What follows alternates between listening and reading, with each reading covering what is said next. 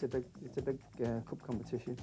The town's buzzing a little bit, but they've got to not to forget that the main priority is the league position. We can't get carried away on cup and forget the importance of the league.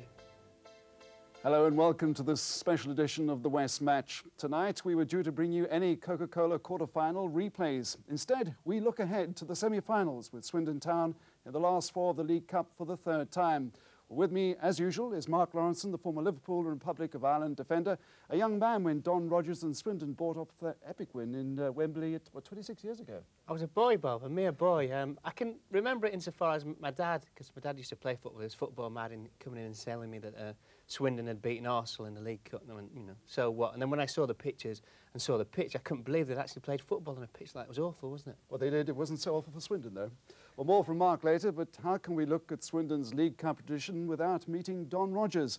These days, he runs his own successful sports shop in Farringdon Road in Swindon. Well, Don is no longer a regular at the county ground simply because he runs his own team, Lambourne Sports, in the Hellenic League on Saturday afternoons. Well, his wife and daughter Lucy help run that family business during the week and take over the shop on Saturdays when Don's away with his team of amateurs. Well, Mark visited Don to discuss one of the most famous upsets in the 35 years of the League Cup. Oh, it was tremendous for them. Yeah, the season they're having, I mean, everybody was moaning and groaning. All of a sudden, everybody's talking about Wembley now. And quite naturally, it brings back memories. Oh, yeah. Yeah, I mean, well, you know as well as I do, I mean, getting to Wembley is one of the highlights of anybody's career. I mean, we all want to win the league first, but a cup match at Wembley is probably second.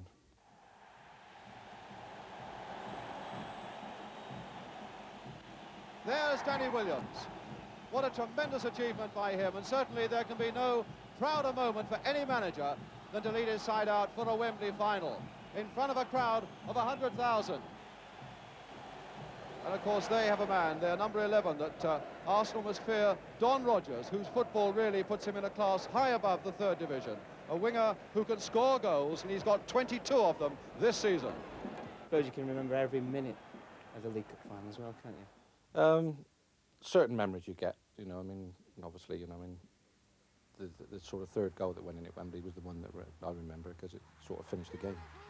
You get sick of talking about it? No, never. Never. I mean, I suppose I talk about it, I don't know, on average, once every couple of days, I suppose, to a customer or somebody. So you should have £1 for every time you talked about the League Cup final? Yeah, I'd be a millionaire now. You wouldn't be in the shop this morning, that's for certain. No, I wouldn't. I'll be home with my feet up. Well, rich in memories there. Well, we've some historic archive footage of that match. It illustrates some of Don Rogers' remarkable skills, especially when you consider the state of that Wembley pitch. We showed the black and white pictures to sports reporter Roger Malone, who covered the final as a Fleet Street football journalist and HTV's own sports presenter. 30,000 or more Swindon fans went along to have a great day, and knowing that they had something of a chance.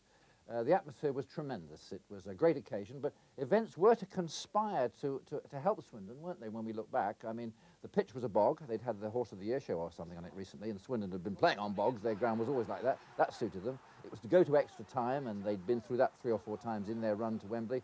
Extra time after a third game against Burnley. So Swindon were full of stamina, and they had a star called Don Rogers. So it was all set up for a surprise, and boy, what a surprise it turned out to be. Lovely play. And there to take the return. Good play by Rogers.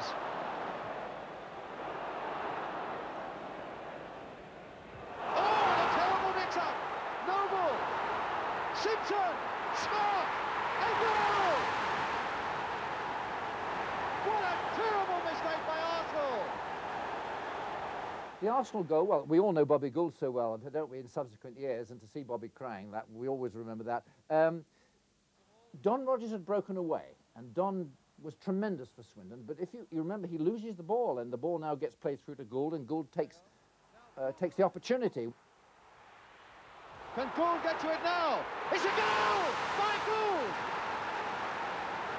And my goodness, is he not pleased with life? Bobby Gould!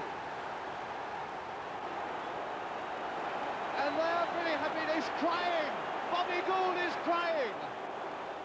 For a cup upset, you've got to have a goalkeeper in form, because there is going to be problems for the goalkeeper. Arsenal, we're going to test him, and Peter Downsborough, the quiet Yorkshireman, he really did Swindon proud. He didn't make a mistake hardly. He was under constant bombardment. Not super saves required, but pressure. Big guys knocking him about. He didn't let Swindon down. What a game he's having. First game he's ever had at Wembley, and my goodness, he's going to remember this one. Yet another corner. Placed a bit wider this time, looking for McClintock, and Ure. But before Ure can get there, it's Haaland. It's still bobbing about. McNabb! Oh, a fine save. It's still not out. Radford. Radford again. Caught going in and down spot. Danny Williams trained them on a Thursday with that extra training for stamina. He reckoned that if he couldn't be better than the opposition, he could be fitter, and they were fitter. And Arsenal had flu in the camp the week before, and you know how that saps you. And they could go for 90 minutes, but when it went to extra time, some of the Arsenal lads struggled. So it conspired for Swindon to be able to show what they'd got. And boy, they had what it takes. And it's a brave man who'd put his money on a winner of this game. It's still so very even and so very, very close. Very nearly through. Rodgers! A goal by Rodgers!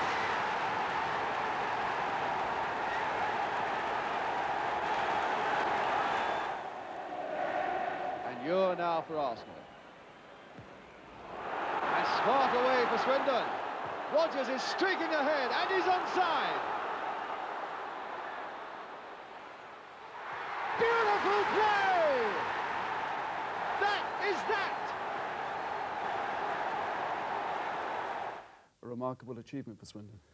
Yeah, especially when you consider that about 2 or 3 years later, Arsenal went on to win both the league and the cup, and there was 5 or 6 of the team playing against Swindon. It was a great result for Swindon. Now, Don Rodgers, compared to today's players, how would you rate him? He'd be worth absolute millions, Bob. And not only the fact that he was a tricky winger, had loads of skill, but he scored goals. I think he'd scored 20-odd that season without the cup final as well, so he'd probably be worth about 3 or 4 million at least in today's prices.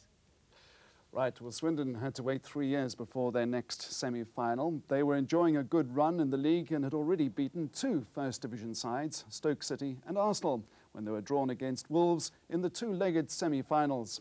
Well, Andy Rowland, now assistant manager at Swindon, was one of their strikers in those heady days. It's a chance in a lifetime, and I think some of the players here will probably realise that they don't come along very often. And you drew at Arsenal, didn't you, and got them back to the county ground, and the replay at the county ground was some game. Yeah, it was. I think we were 3-1 up in normal time. Arsenal pulled back to 3-0, went into extra time, and I scored with about 8 minutes to go, something like that, made it 4-3. What can you remember about that goal? Pat Jennings dropped it, I think, and I just poked it in from about 3 yards, and you know, everybody said, "Oh, what a great goal!" But on the night, it meant everything to us. And then to Wolves in the next round in the semi-final. Yeah, Wolves was. We won down here 2-1, and you were left a little bit flat because you know you'd only done half the job. And going up there, we lost the game 3-1. But you scored in the first game, didn't you? Scored down here in the when we beat Wolves 2-1. Yeah, so you know we've had a bit of taste of it. And what was that one like? It was a header from across by Chris Kamara, I think, and that's not easy to say. Oh, and what happened in the away leg then at Wolves? Well, we lost 3-1. A couple of goals early on really didn't do us any favours. We battled hard and got a penalty, but I'd say it was just too much for us on the night. Mark, he's a modest man, isn't he, scoring those goals? Yeah, I think he remembers every second of them. Just the fact that he tried to play it down. I mean, to score in those 2 legs, it was so important for the club at the time as well. So, yeah, he was a good player, Andy Rowland, I remember him. Is it good now for the Swindon team to have that sort of link, Andy Rowland there? I think it's nice. It's a confirmation. It's a continuation of you know, old players playing and still coaching. And he's a well-respected player and a coach, I think. And that sort of experience, will that sort of transgress to the players? Well, it will and it won't, Bob. I mean, he'll tell the players all about it. They'll probably watch the programme tonight and say, that really wasn't you, was it? I never thought you could play. But it's good for players to actually see the coach that he played at a successful level. Right, well, the whistle's gone for our half-time, and it's coming up how Swindon and their semi-final opponents, Bolton, hold a League Cup record that will never be beaten. Back soon. Welcome back. There's no Coca-Cola Cup replays to be decided tonight, so we're looking at Swindon Town's progress into the semi-finals.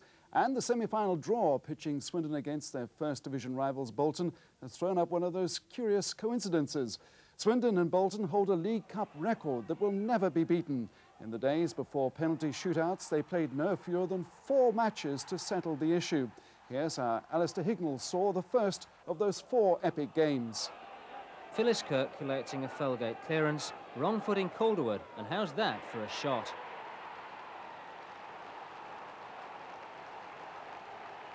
Well, that prompted Swindon to step up a gear, Phil King attacking down the left with substitute Paul Hunt, his cross met by a bullet of a header from Duncan Shearer.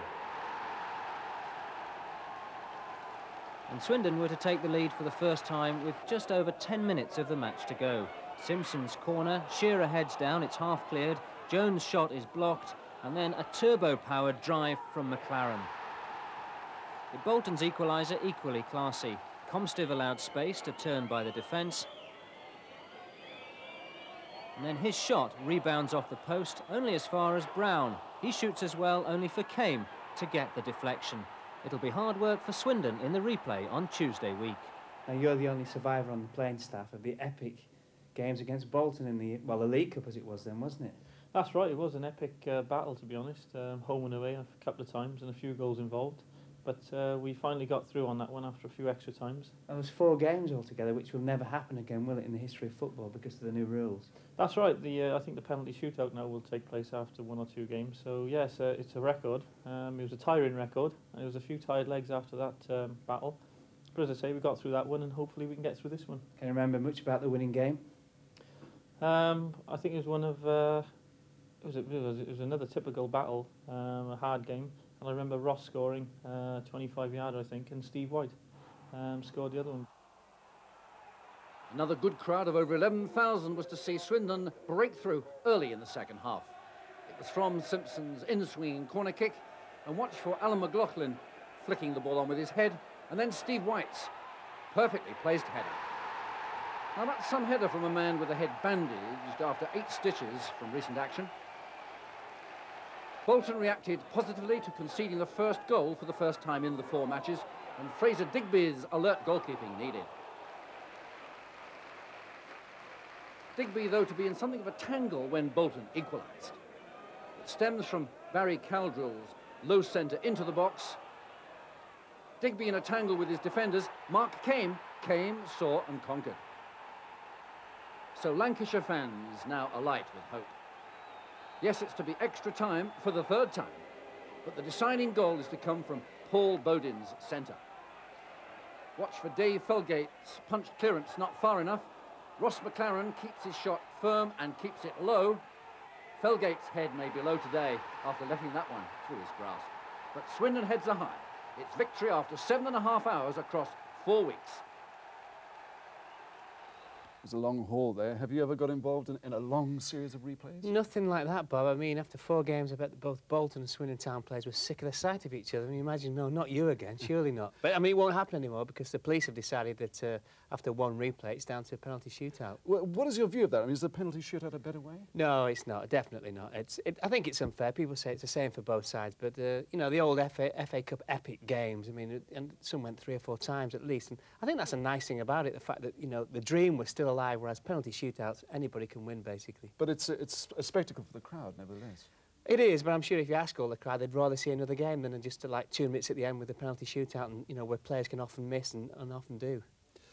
Well, there's no doubt Lady Luck has been kind to Swindon this season. Their first match in the Coca-Cola Cup ended in a 3-1 defeat at home at the county ground. Former Town player Gary Nelson scored 2 goals for Charlton, and David White added a spectacular 3rd. Well, Swindon should have been dead and buried, but for some very good fortune.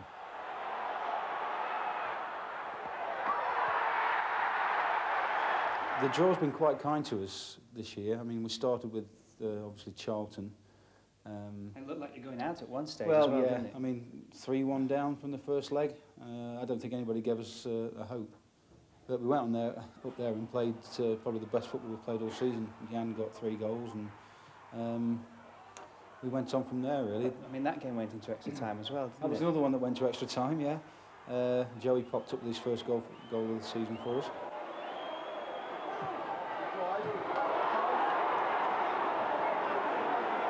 I suppose drawn away to Brighton. Tricky little tie. Well, it wasn't the most glamorous of ties either, No, was it? no. Brighton, gave us a good run for our money, and we had to come back here and finish the job off. It was a spectacular goal by Jan Fjortoft on the night as well, wasn't it? He scored a couple of good goals that night. As you say, one was route one from the goalkeeper, one bounce and it's in the back of the net. Fjortoft! It's 2. Robinson.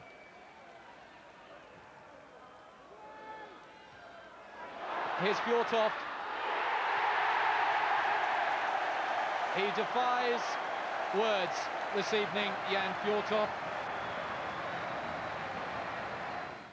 Well, for the next Coca-Cola match, Swindon had a new manager. That's Steve McMahon, the former Liverpool midfielder and aggressive tackler. He joined as player manager from Manchester City, but he can't play for them in this season's League Cup campaign after playing for City against Barnet in a previous round. Well, his first match in charge was the 4th round tie against Derby County. There's hardly a tougher way for player-manager Steve McMahon to open his stay at the county ground, although he'd be seen as a hero should he help guide his new team into the last 8 of the Coca-Cola Cup. His biggest disappointment is not being able to play himself because he is cup-tied.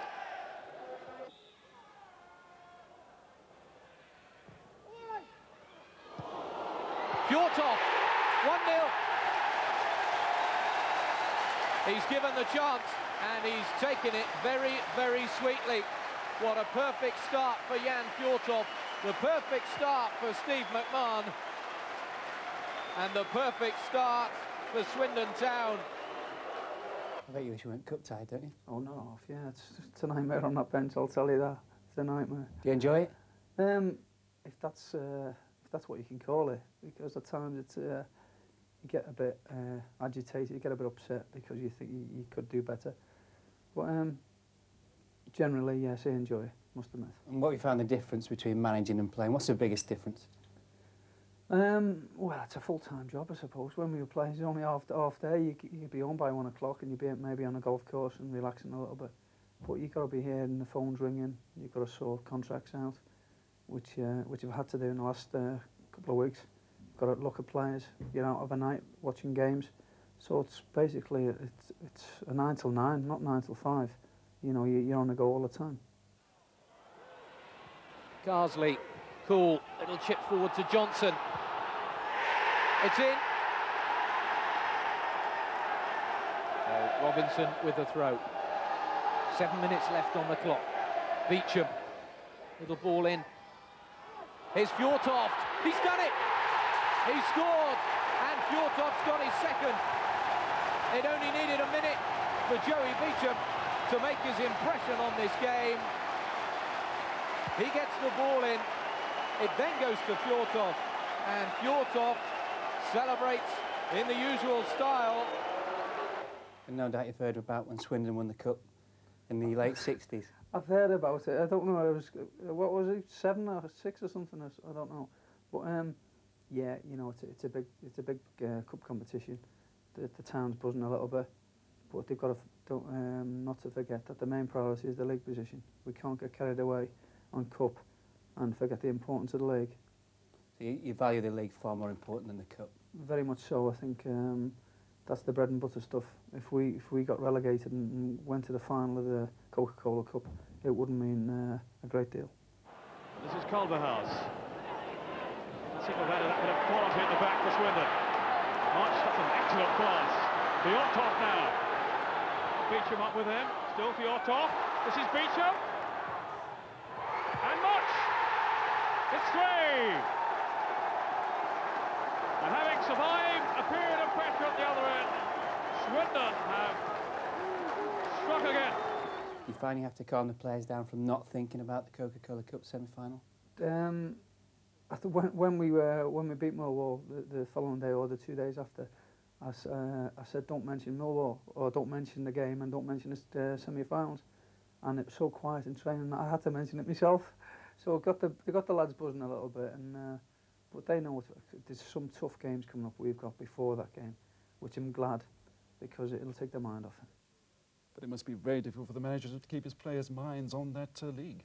Yeah, it is, Bob, and I think Steve McMahon's probably saying to him, listen, if you don't do it in the league, you won't be playing in the Coca-Cola Cup, so don't worry about it. But it's always difficult because, you know, everybody outside of the ground will want to speak about it because it's a big day. It'll be a big day out, both at home against Bolton and, of course, in the away leg. And everybody, all the supporters, are dreaming about Wembley.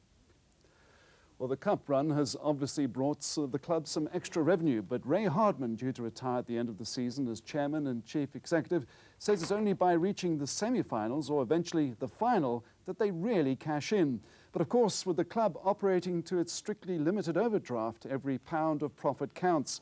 The mere possibility of a Wembley final has already persuaded them to gamble on new stock for the club shop. But that could be money down the drain if they don't beat Bolton. We have got to stand a very good chance of beating Bolton and getting through to the final. They're a good side. They beat us fairly and squarely when we played at Bolton earlier this season, but I think we're a different team now. In terms of revenue for the likes of the shop for replica sales for the Coca-Cola Cup, does that bring in much needed extra revenue? Yes, it does. It brings in a lot of revenue. We've just had a chat this morning about it, really, and it's very difficult sometimes to get the balance because things like replica shirts, there's a time scale that they have to be made in, and we sat down this morning saying, do we order them now or do we wait till after we win the semi-final? You simply can't wait till after the semi-final win because there's no time scale to get them ready and so on. So you've sometimes got to take a chance about what you want to do and what you want to get in, but it's a huge business, the shop is, and we've now got our new shop, which you've seen, no doubt, and we have to make sure that there's enough stock in there which people will want to buy when we get to Wembley. So you've already committed some money to buying stock for Wembley and you're taking a chance? We are taking a chance, yes, we are taking a chance. But, you know, there is a lot of criticism going on about clubs just pulling in new shirts and new replica stuff just for the hell of it, you know. And we've been very good at not doing that, I think, and tried to achieve a balance of getting enough kit in and changing it enough so that people can afford to buy it. That's important to us. So what's your feeling? Money wasted or money well gambled? I think they've got to gamble anyway, Bob. The fact that if they get to Wembley, you're talking about 35,000 people going to there, plus all the other people who won't, and they want something with Swindon and Wembley written on it. So they've got to gamble, and hopefully Swindon will get through the tie. But it's going to be very difficult. They've got to overcome Bolton, and away at Bolton, that's going to be difficult. Well, it is in the second leg, yeah, because Bolton are on fire at the moment. But hopefully they'll just burnt their boats before they're due to play Swindon, which I think will be in Swindon's favour. So I'm hoping that they get there. We all need a day out at Wembley, don't we? We do indeed. There's optimism for you. Well, that's all from this special edition of the West Match. Swindon's first leg against Bolton on Sunday week will be shown live on the ITV network. The second leg will be on Wednesday, February the 22nd, with highlights later that night. Well, Mark and I will be back with the West Match on Sunday at 2:30 in the afternoon with highlights of Saturday's NZ League matches. Until then, good night.